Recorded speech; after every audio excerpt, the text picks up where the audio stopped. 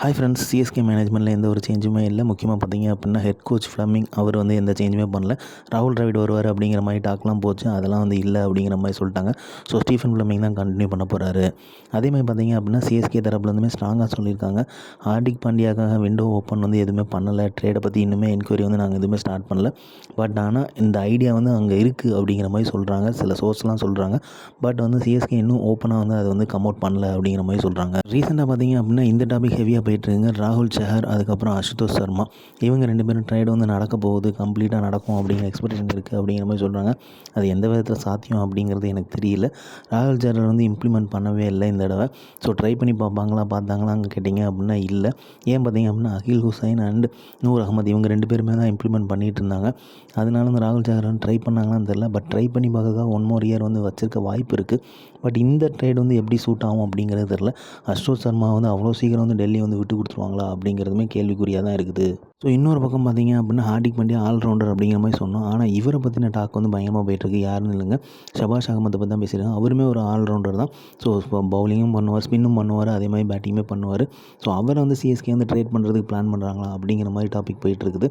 So இதை வந்து confirm பண்ணலை. ஆனாலுமே பார்த்தீங்கன்னா அவரை சுற்றின நேம் வந்து அரௌண்ட் வந்து போயிட்டுருக்குது. ஸோ அவர் வந்து உள்ளே வந்தாருன்னா பெர்ஃபார்ம் பண்ணுறதுக்கு நிறைய சான்சஸ் இருக்குது.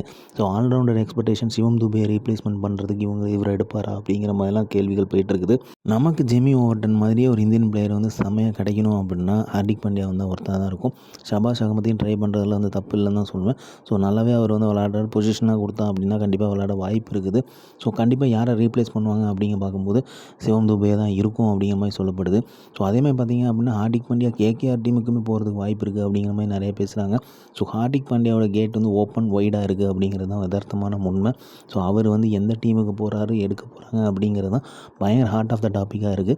ஸோ எந்த இடத்துல போனாலுமே அவர் எங்கே போகிறாரோ அங்கே வந்து பயங்கரமாக ரீச் இருக்கும் அப்படிங்கிறதுல எந்த வித சந்தேகமே இல்லை. ஸோ நெக்ஸ்ட் இயருமே தலை தோனி கண்டினியூ பண்ணுவார் அப்படிங்கிறது வந்து அரசியல் பர்சனான நியூஸ்லாம் வந்துகிட்டு இருக்குது. ஸோ கண்டிப்பாக வந்து சிஎஸ்கே வந்து எய்ம் பண்ணுவாங்க, கப்பை வின் பண்ணணும், ஜெயிக்கணும் அப்படிங்கிற எய்மில் தான் பண்ணுவாங்க. ஸோ வந்து டீமை வந்து வலுப்படுத்துறது தான் ஃபுல் அண்ட் ஃபுல் தாட்டாக இருக்கும். கேப்டன் ருத்ராஜ் கிட்டமே பயங்கரமான டிஸ்கஷன் இருக்கும் அப்படிங்கிற சொல்லப்படுது.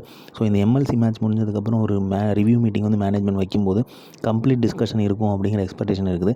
ஸோ வந்து டீம் சேஞ்சஸ் வந்து நிறையவே நடக்கிறது வாய்ப்பு இருக்குது. ஸோ ட்ரேட் வந்து நடக்கவும் நல்லா வாய்ப்பு இருக்குது. ஸோ வந்து இதெல்லாம் வந்து எக்ஸ்பெக்டேஷனாக இருக்குது. ஆயுஷ் மாத்திரே கார்த்திக் சர்மாவை கொடுக்க மாட்டாங்க.